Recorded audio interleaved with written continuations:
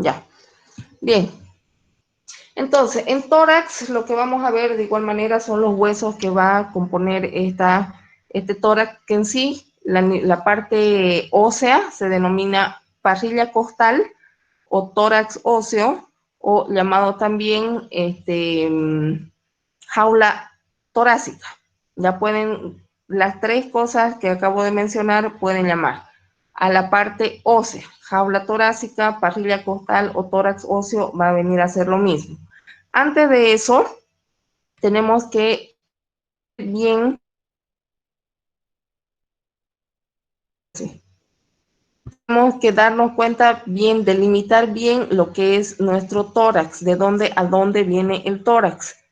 En sí, el tronco, todo lo que es nuestro tronco, se traza dos líneas imaginarias, que la primera línea imaginaria va a nivel del apéndice sigmoides, ahí.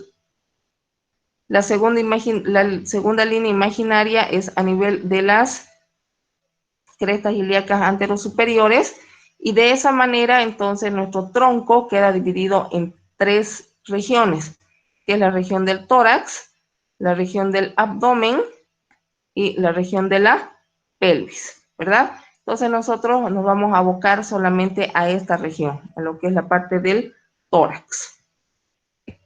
Bien, este tórax óseo pues va a tener la forma de un cono en la cual va a tener dos aberturas. Una abertura superior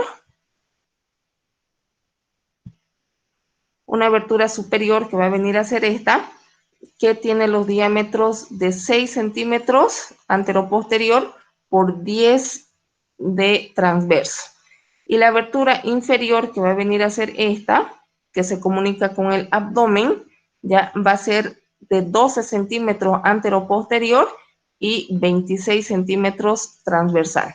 Ahora, en total, entonces, nuestro tórax óseo está formado por 37 piezas, las cuales van a ser las 12 vértebras torácicas que tenemos, nuestras 24 costillas, que son divididas en 12 a cada lado, y una pieza que vendría a ser nuestro esternón. Y entonces, de esa manera, está constituido el tórax con 37 piezas óseas. Bien, ahora, ustedes pueden ver acá que en esta unión se va a formar un ángulo. Ahí. Ese ángulo se denomina ángulo infraesternal o también llamado ángulo de Charpie, que tiene 70 grados. Ya, no se vayan a olvidar eso. Bien, en cuanto a, hay dos malformaciones genéticas a nivel del tórax que son, si bien no muy comunes, pero sí se presentan. Y esta tiene que ver entonces en la dimensión o en la longitud que hay a partir del tórax, perdón, del esternón hacia la columna, hacia el cuerpo vertebral. Todo esto, el espacio que tenemos que tener es de 9 a 10.5 centímetros. En otros libros está de 9.5 a 10, pero no varía, está entre 9 y 10 centímetros. ¿Ya? Ahora, si este diámetro se reduce, ya vamos a estar frente a un pectus excavatum, que en sí vendrían a tener este tipo de malformación. Y esto obviamente que también se lo clasifica de acuerdo a la gravedad, puede ser en leve, en moderado o grave. Ya, y lo contrario de esto vendría a ser el aumento de este espacio, que vendría a ser el pectus carinatum. ¿Ya? Esas son las dos malformaciones muy frecuentes a nivel de tórax. Obviamente que son malformaciones genéticas. El contenido que vamos a ver en el tórax ya lo vamos a ver de aquí a dos clases, que se denomina mediastino. Ya esto lo voy a mencionar así rápido como para que vayan dándose cuenta nomás qué es lo que hay, pero lo vamos a describir, como les digo, en las subsiguientes clases. El mediastino se va a dividir en mediastino superior y en mediastino aquí. Mira. Hagamos de cuenta que esto es nuestro tórax. Vista lateral. Ya tenemos entonces mediastino superior, mediastino inferior. Y este mediastino inferior, a su vez, se subdivide en mediastino anterior, en mediastino medio y mediastino posterior. ¿Ya? Como les digo, el contenido de este mediastino, pues lo vamos a ver ya en las otras clases. Eso para que lo tomen en cuenta. Bien, como les dije, a nivel óseo, lo que vamos a tener van a ser las vértebras, que ya las hemos visto, las costillas y el esternón, ¿verdad? Las costillas. Estas costillas, como bien saben, tenemos 24 costillas, que están divididas 12 a cada lado, siendo la costilla número 7 la costilla más grande que tenemos. Cosa que de la 1 a la 7, estas van a ir aumentando de tamaño, pero de las 7 a las 12 van a ir disminuyendo de tamaño, ¿ya? Las costillas se van a clasificar en verdaderas, falsas y flotantes. ¿Por qué el nombre de verdaderas? A ver, ¿por qué creen que se las ha denominado verdaderas, falsas y flotantes?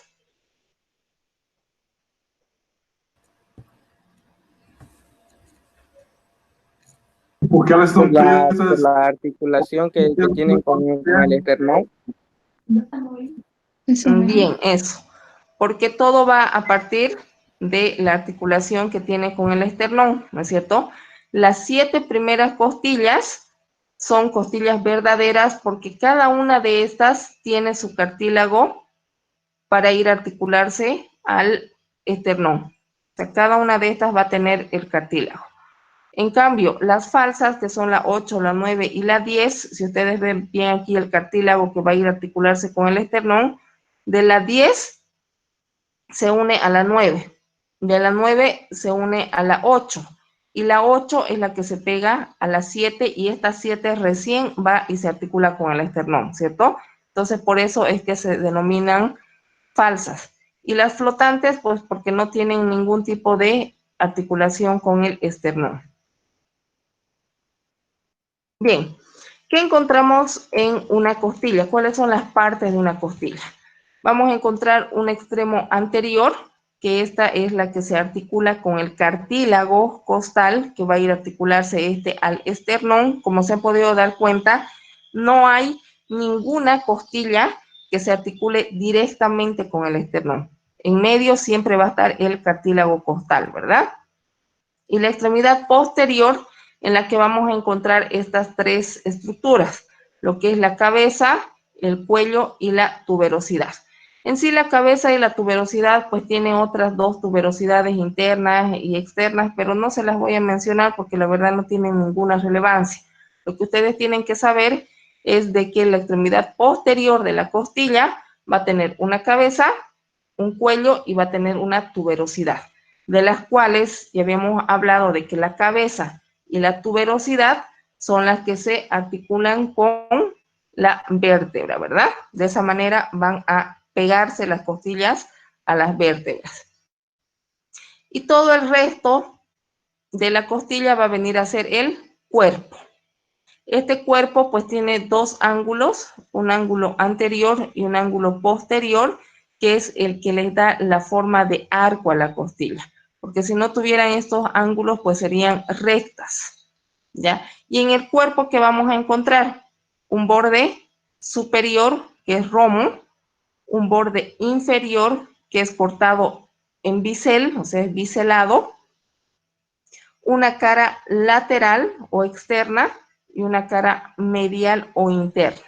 Y en la cara medial o interna vamos a encontrar este canal, que es conocido con el nombre de canal costal o canal intercostal, es lo mismo, que va a dar paso a todo esto que estamos viendo aquí, que es el paquete vasculonervioso intercostal, que está compuesto de arriba hacia abajo por la vena, por la arteria y por el nervio costal. Bien, de igual manera que las vértebras, las costillas van a tener sus características específicas. A nivel de la primera costilla, esta es más ancha, mucho más pequeñita, ya, y no va a presentar el canal costal. En parte de eso va a presentar ¿qué? Ay, no, ¿okay? Aquí tenemos un tubérculo, que es el tubérculo Lisfranc, o llamado también el tubérculo para el escaleno anterior. Aquí tenemos otro tubérculo, que es el tubérculo para el escaleno medio. ¿Ya? ¿Se acuerdan que cuando hablamos de músculos, el escaleno anterior y el escaleno medio iban a ir a insertarse en la costilla, ¿verdad? Y en la primera costilla. Y de esa manera se formaba un canal, que es el canal arterial, ¿verdad? Hagamos de cuenta que este va a ser nuestro escaleno medio y este va a ser nuestro escaleno anterior. Entonces, más o menos se formaba este tipo de canal. ¿Y a qué daba paso esto? A la arteria subclavia, ¿no es cierto? Entonces, por aquí va a pasar la arteria subclavia. Pero nuestra vena subclavia, como se han dado cuenta, son satélites, las venas de las arterias, ¿no es cierto? Entonces, si por acá pasa nuestra arteria subclavia, la vena no pasa por este mismo canal arterial, pero sí pasa por delante del tubérculo del Lisfranc, ya a nivel de la primera costilla, la vena subclavia. Bien, en la segunda costilla, esta no presenta un surco costal como vimos en la cara interna, ¿ya? En la cara lateral va a presentar la inserción de nuestro escaleno posterior, que tendría que ser esto, y nuestro serrato anterior. Ya esos dos músculos se van a insertar en la segunda costilla, a nivel de la cara lateral. Y a nivel del borde superior del cuello, vamos a tener la inserción del serrato superior posterior y del segundo músculo elevador de la costilla. A nivel de la costilla 11 y 12, estas últimas no van a presentar el tubérculo, solamente va a tener cabeza y va a tener cuello, ¿ya?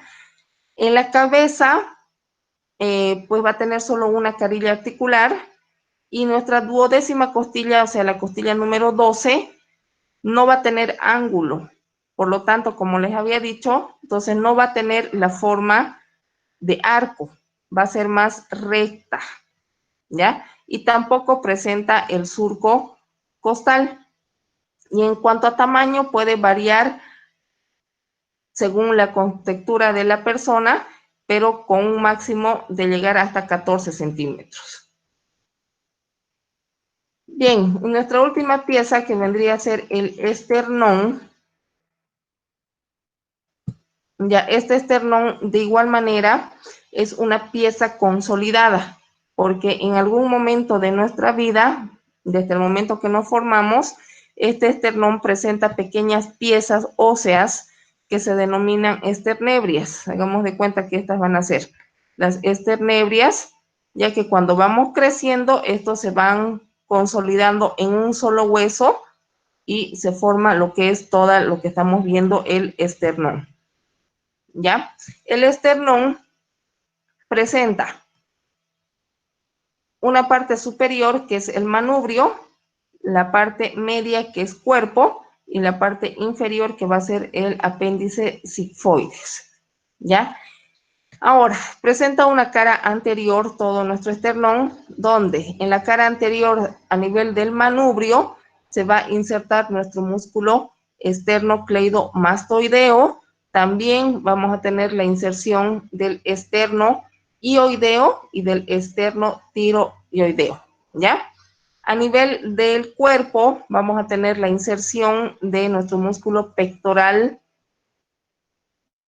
mayor, y a nivel del apéndice sigmoides, pues vamos a tener la inserción del músculo diafragma, del recto anterior del abdomen y del transverso del abdomen. Bien, en la parte, aquí no sé si pueden lograr ver, en la parte de la unión de lo que es el manubrio con el cuerpo, en la cara anterior se forma este ángulo, que se conoce con el nombre de ángulo de Louis. este ángulo de Lewis pues va a ser la referencia, como ven aquí, para ubicarnos que estamos en la segunda costilla. Ya, esto pues sí sirve de mucho en lo que es semiología, para poder poner los electrodos, para hacer las palpaciones o qué sé yo, a nivel de tórax, pues, y eso nos va a guiar. Encontramos nuestro ángulo de Lewis y ahí ya sabemos que está nuestra segunda costilla. Entonces lo que tenemos debajo va a ser nuestro segundo espacio intercostal, o perdón, arriba nuestro segundo espacio intercostal, nuestro tercer espacio intercostal, y así sucesivamente, para que ustedes vayan dándose cuenta. Eso lo van a aprender mejor en fisiología, para cuando ya empiecen a poner los electrodos para hacer un electrocardiograma. Bien, ¿qué más tenemos? En vista lateral, el esternón va a presentar estas escotaduras, que son las escotaduras costales, ¿sí? Y entre las escotaduras costales vamos a tener estas otras escotaduras, que van a ser las escotaduras intercostales. Ahí. Bien, algunos autores mencionan que en la parte posterior del esternón va a tener la inserción también del músculo triangular, pero otros autores no lo mencionan, pero para que lo tengan en cuenta ustedes. Ya, en la parte superior del esternón vamos a tener las siguientes estructuras. Esto que va a venir a ser la escotadura, bueno, algunos lo llaman solo escotadura traqueal, otros lo llaman escotadura yugular. Ya, entonces esta va a ser nuestra escotadura yugular. Tenemos a nuestras dos escotaduras claviculares, que van a ser estas. ¿Por qué claviculares? Porque viene a insertarse la clavícula. Y bueno, en la parte de nuestro apéndice sigmoides, la mayoría de este apéndice sigmoides es solamente cartílago. Y esto también se va a diferenciar de acuerdo a la raza de la persona, porque hay algunos que no tienen este agujero. Es directamente como una, que se llama el orificio de Benili y Baptista, pero no, como les digo, depende de la raza de la persona, no todos tienen esta forma. Ya en otras pueden verlo que directamente va a ser así, como en este dibujo, está así. Bien, ahora sí, pasamos a las articulaciones de este tipo, del esternón. Bueno, en cuanto a las costillas y a las vértebras, ya habíamos hablado de que tiene dos tipos de articulaciones, ¿verdad? Lo que es a nivel de la apófisis transversa y a nivel del cuerpo vertebral, ¿cierto? ¿Qué creen que se llama esta articulación del cuerpo con la cabeza de la costilla? Facilito para que se den cuenta. Costo de costilla, ¿ya? Costo vertebral, la que va al cuerpo, y costo transversal, la que va a la apófisis transversa. Bien, entonces esos son los dos tipos de articulación que vamos a encontrar, donde la articulación costo vertebral va a ser articulación de tipo plana, ya, y la articulación costo transversa va a ser una articulación de tipo trocoide. Ya, ambas van a estar reforzadas, si quieren llamarlo así, por los ligamentos costovertebrales. ¿Ya? Dentro de estos ligamentos costovertebrales vamos a tener al costo vertebral propiamente dicho, que es este que está aquí en el fondo, que va a ir de la cara posterior del cuello de la costilla a la cara anterior de la apófisis transversa. ¿Ya? El costo vertebral superior, que es este, el que está cortado, no sé si pueden distinguir bien, ya va a ir del borde superior del cuello de la costilla hacia el borde inferior de la apófisis transversa, pero de la vértebra superior. Y ahí tenemos también otros dos ligamentos costovertebrales que la verdad son constantes, pero se los voy a mencionar. Es el cérvico-laminar y el cérvico-meniscal. ¿Ya? Otro tipo de unión o de medios de fijación que va a tener estas costillas, este tipo de articulación, va a ser el ligamento nuestro ligamento radiado de la cabeza de la costilla, ¿ya? Y tenemos otro que está por detrás, que no lo podemos ver, y se denomina ligamento costovertebral posterior.